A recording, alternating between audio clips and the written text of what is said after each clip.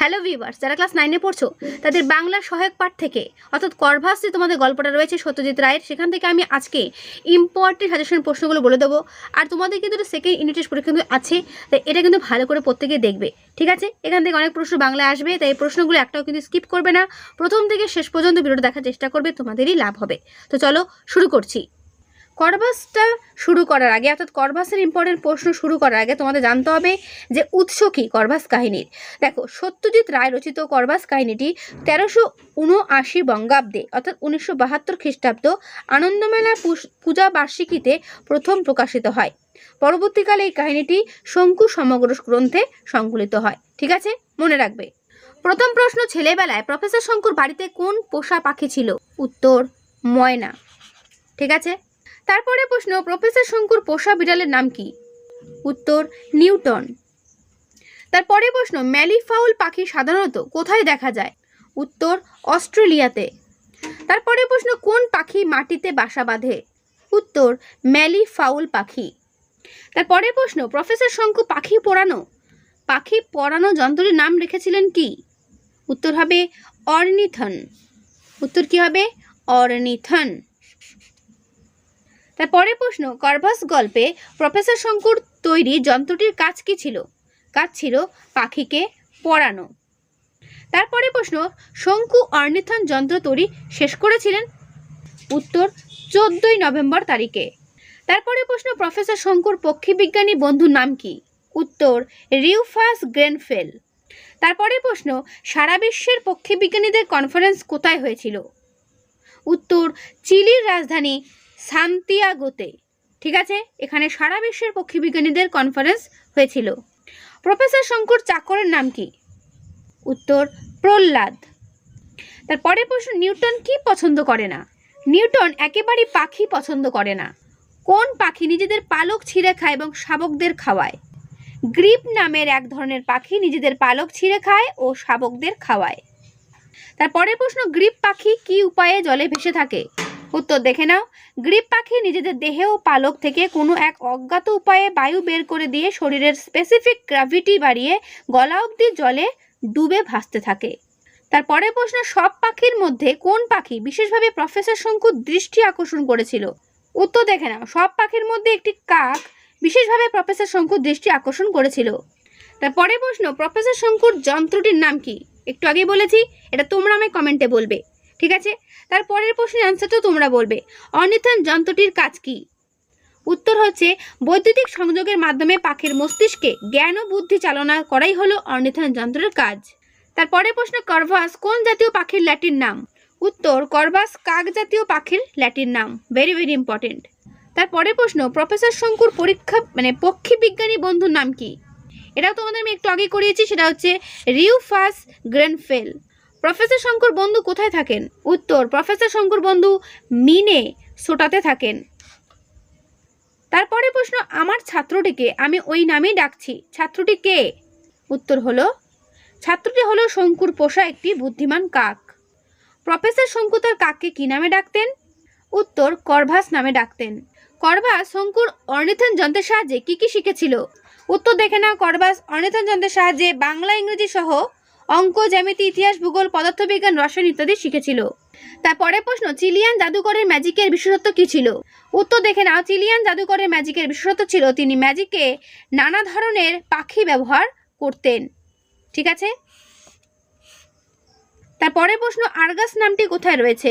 উত্তর দেখে নাও। আর্গাস নামটি রয়েছে গ্রিক উপকথায়। গ্রিক দেবী হেরা আর্গাসের চোখগুলো তুলে ময়ূরের পুচ্ছে বসিয়ে দিয়েছিলেন। তারপরে প্রশ্ন, স্প্যানিশ শব্দ ম্যানিফিকোর অর্থ কি? দেখে নাও। স্প্যানিশ শব্দ ম্যানিফিকোর কথার অর্থ চমকপ্রদ, অসামান্য।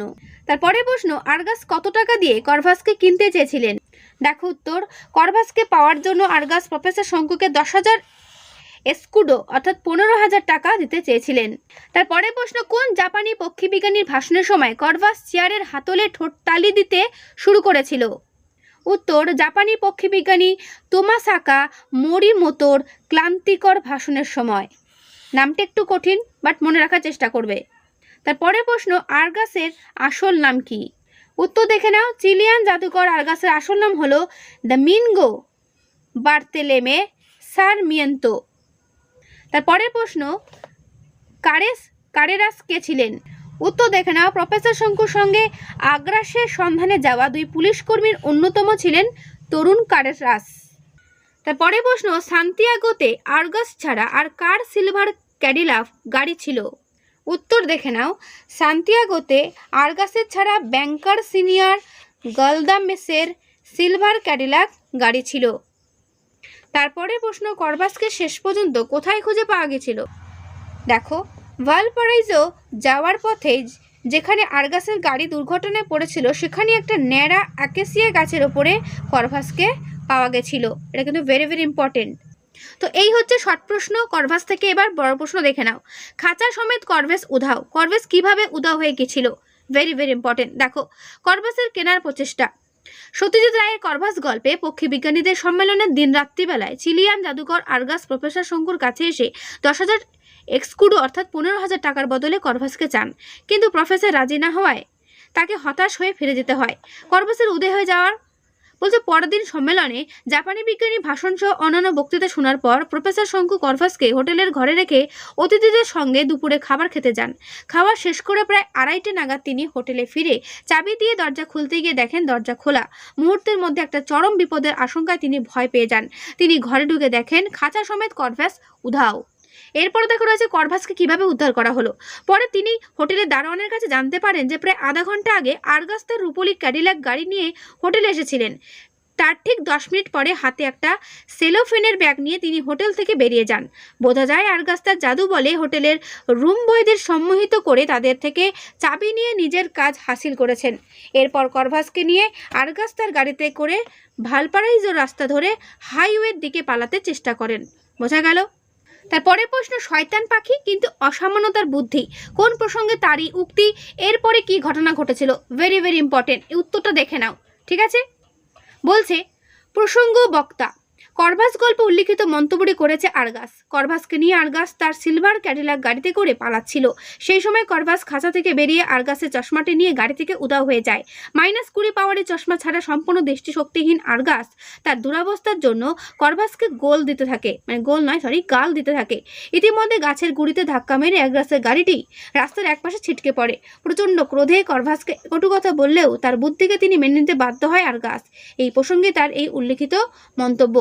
পরবর্তী ঘটনা, এরপরে গ্রেনফেল দেখতে পান যে রাস্তার উল্টো দিকে একটি ন্যাড়া অ্যাকেসিয়া গাছের উঁচুতে ডালে করভাস বসে আছে। তিনি শঙ্কুকে তা দেখান। করভাস তাদের দিকেই ঘাড় নিচু করে দেখছিল।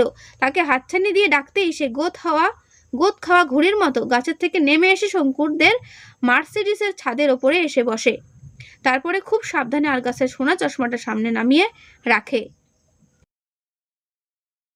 তারপরের প্রশ্ন, করভাসের মানুষ সুলভ বুদ্ধির পরিচয় কোন কোন ঘটনায় পাওয়া যায়? লেখো। Very very important. এই উত্তরটা এখান থেকে শুরু হচ্ছে।